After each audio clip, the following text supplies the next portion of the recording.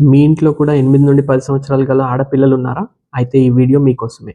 ఈ మధ్య కాలంలో 8-10 సంవత్సరాలు గల ఆడపిల్లల్లో పీరియడ్స్ అనేవి అటెయిన్ అవ్వడం చూస్తున్నాం. దీన్నే ప్రీకాషియస్ ప్యూబర్టీ అంటాం. చాలామంది పేరెంట్స్‌కి ఈ విషయం పట్ల ఆవేదన అనేది ఉంది. అసలిది ఎందుకు జరుగుతుంది? దీనికి కారణాలేంటి అనేది. పిల్లల్లో ఈస్ట్రోజన్ శాతం అనేది వయసుకు ముందుగానే విడుదలవ్వడం స్టార్ట్ అవ్వడం వల్ల ఈ ప్రాబ్లమ్ అనేది అటెయిన్ అవుతూ ఉంటుంది. మేజర్‌గా ఫ్యామిలీ హిస్టరీస్ ఉన్న వాళ్ళల్లో, జెనెటిక్ చేంజెస్ ఉన్న వాళ్ళల్లో అండ్ హార్మోనల్ ఇంబాలెన్సెస్ ఉన్న వాళ్ళల్లో ఈ ప్రాబ్లమ్ అనేది చూస్తూ ఉంటాం. ఇది మాత్రమే కాకుండా ఒబేసిటీ, హెల్తీ లైఫ్ స్టైల్ అనేది లేని పిల్లల్లో, ఎక్సర్సైజ్ సరిగ్గా చేయని వాళ్ళల్లో, డైట్ సరిగ్గా లేని వాళ్ళల్లో ఈ ప్రాబ్లమ్ అనేది డెవలప్ అవుతూ ఉంటుంది.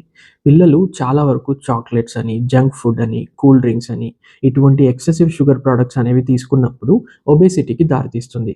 జినో ఈస్ట్రోజన్స్ అంటాం. అంటే ఇది ఒక రకమైన కెమికల్. ఈ కెమికల్ కలిగిన ప్లాస్టిక్ ఎక్కువగా వాడినప్పుడు అండ్ కెమికల్స్ అండ్ టాక్సిన్స్ ఉండే పెస్టిసైడ్స్ ఉపయోగించిన ఫ్రూట్స్ ఆర్ వెజిటబుల్స్ ఎక్కువగా కన్జ్యూమ్ చేయడం వల్ల అండ్ ఈవెన్ కాస్మెటిక్స్‌లో ఈ జినో ఈస్ట్రోజన్ లెవెల్స్ అనేవి ఎక్కువగా ఉంటాయి.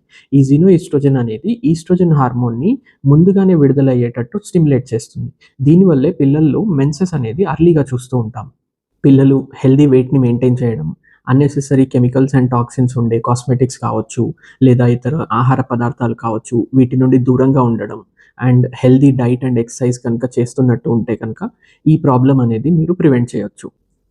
ఆడపిల్లలు ఉన్న వాళ్ళంతా తగిన జాగ్రత్తలు తీసుకోండి అండ్ మీ పిల్లల్ని ఫిజికల్‌గా అండ్ మెంటల్‌గా బలపరచండి.